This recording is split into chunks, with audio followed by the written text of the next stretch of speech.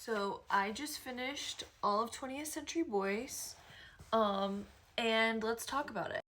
This was an 11 out of 10 series for me.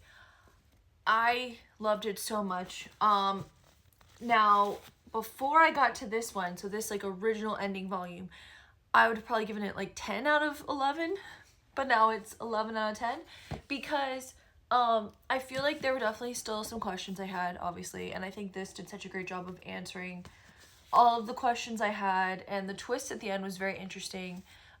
Spoilers, where it turns out that, the friend's been impersonating Fukabe, and Fukabe is actually the one who died this entire time.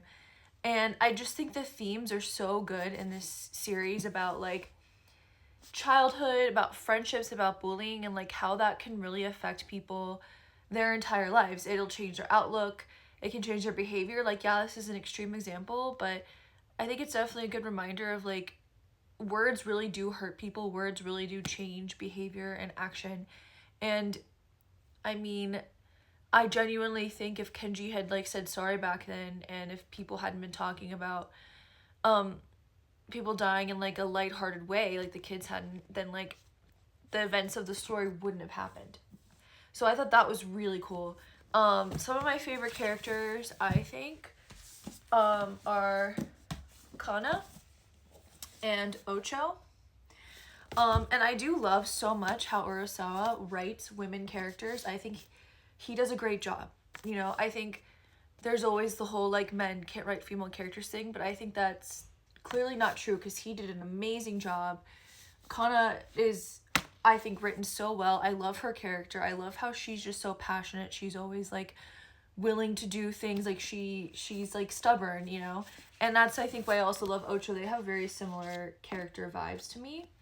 I also thought Kana's mom was really cool because you don't see mom characters that often. That more independent, and her mom maybe was independent to a fault a little bit, but I still think that it was really cool to see that kind of character in a female character. I think seeing Kana was very cool. And Ocho, I just love how he defends everyone. And another of my favorite characters is the guy who owned the bowling alley, the homeless guy. He was funny.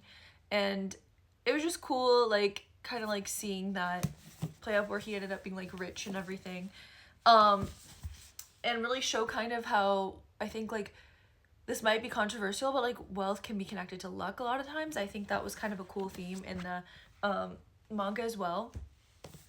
So I was pretty emotional finishing this because I think I started reading this like the very early on, and thank you to people who recommended this to me, this series, because I loved it so much. But yeah, this really got me through 2024, and 2024 was a rough year for me, so it was weird finishing it and kind of like starting into a new chapter. And yeah, I think the next series I'm gonna read fully that I have, well, at least to what it is Witch Hat and Yakuza Fiance.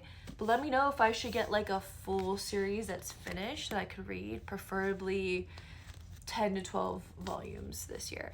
So yeah, what did you guys think of 20th Century Boys? This is my other favorite series is Land of the Lustrous.